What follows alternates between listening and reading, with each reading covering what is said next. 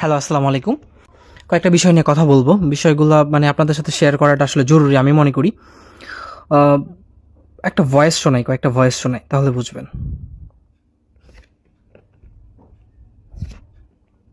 না আইডি যে হ্যাঁ এটা সবাই বুঝবে, এটা তো বলার কিছু নাই, কেউ তো আর নিজের ছবি ভাবে আপলোড করে না।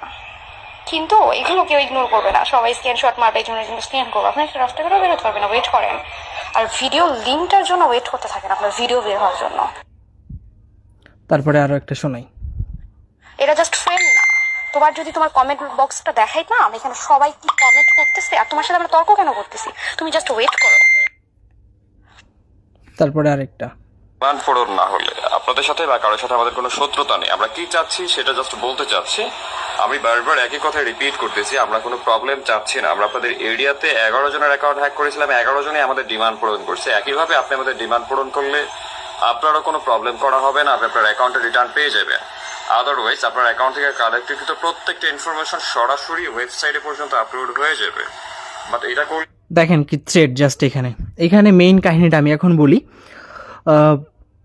এই যে এইটা দেখতে পাচ্ছেন না, আরফানিকা, ওনার অ্যাকাউন্টটা ফার্স্ট অফ অল হ্যাক হয়। ওনাদের একটা গ্রুপ আছে, মেসেঞ্জার গ্রুপ, ওখানে একটা ফিশিং লিঙ্ক দিয়ে একটা অ্যাকাউন্ট হ্যাক হয়।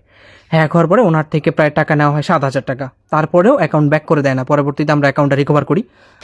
ওনার অ্যাকাউন্টটা রিকভার করার পরেই এই যে এনারটা তাইবা, এনারটাও রিকভার করতে হয়। উনিও এই যে ওনার ফ্রেন্ড। তারপরে এই যে কে জানি, এই যে আখি আখি আখি এনারটা, যার ভয়েস শোনাইলাম, এনারটা। তো এইখানে মূলত কাহিনী হয়েছে, ওনাদের 11 জনের একটা গ্রুপ আছে। ওই গ্রুপের মধ্যে সবাই ফিশিং লিঙ্কের মধ্যে ঢুকে অ্যাকাউন্টগুলো হারাইছে। 11 জনের মধ্যে প্রায় 6-7 জনের কাছ থেকে 7,000 8,000 এরকম করে অ্যামাউন্ট নিছে এবং ভিন্ন ভিন্ন বিকাশ নাম্বার থেকে নিছে। ঠিক আছে, এজেন্ট নাম্বার বা পার্সোনাল নাম্বার।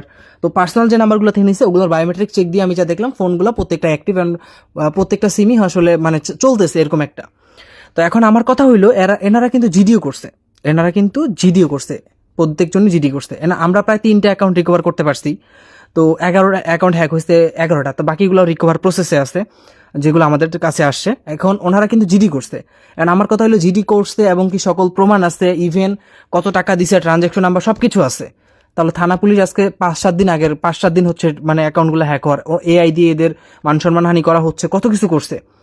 তো বাংলাদেশের পুলিশ কি করতেছে? বাংলাদেশের পুলিশ কেন ওই 3-4 দিনেও বা 5-7 দিনেও কোনো অ্যাকশন নিল না? 4টা নাম্বার থেকে টাকা নিচ্ছে, 4টা পার্সোনাল নাম্বারগুলো প্রত্যেকটা ট্র্যাকিং পসিবল, লিঙ্ক মানে কোথায় আছে দেখা পসিবল। আপনারা কেন এই জিনিসটা করলেন না? আপনাদের সাইবার ডিফেন্স বা বাংলাদেশের সাইবার কমিউনিটি কবে আসলে ঠিক হবে? ওনারা বলছে, বাংলাদেশের পুলিশ বলতেছে ওয়েট করেন। আর কত ওয়েট করবে? ওদের মান সম্মান চলে গেলে ওয়েট করবে? আমরা যে 4-5টা আইডি রিকভার করছি, এই অ্যাকাউন্টগুলো যদি আমরা রিকভার না করতাম, এগুলোর কি হতো? ওদের পার্সোনাল অ্যাকাউন্টে তো অনেক কিছু থাকতে পারে। বাংলাদেশের পুলিশ কি এগুলোর দায়িত্ব নিবে? আমাদের জনগণের নিরাপত্তা দিচ্ছে কোথায় বাংলাদেশ সরকার? কোথায় নিরাপত্তা দিচ্ছে আমি তো বুঝতে পারছি না। সাইবারের এই অবস্থা কেন? একটা দেশের সাইবার ডিফেন্স থাকবে স্ট্রং, কোনো কিছু হলে সেখান থেকে প্রোটেক্ট করবে। আমাদেরকে কি প্রোটেক্ট করছে? আর এদের মধ্যে কি পরিমাণ সাহস খেয়াল করছেন? যারা থ্রেডগুলো দিচ্ছে, পার্সোনাল নাম্বার ইউজ করছে, টাকা নিচ্ছে, তারপরও বুক ফালায় বলতেছে কি যে আপনাদের নোটস ভাইরাল হবে, লিঙ্ক ভাইরাল হবে, এই হবে সেই হবে, ওয়েট করেন, ওয়েবসাইটে পাবলিশড হবে। তা ভয়েস দিয়ে, ওয়ার্ডে কনফিডেন্স, এত সাহস কই পাই তারা?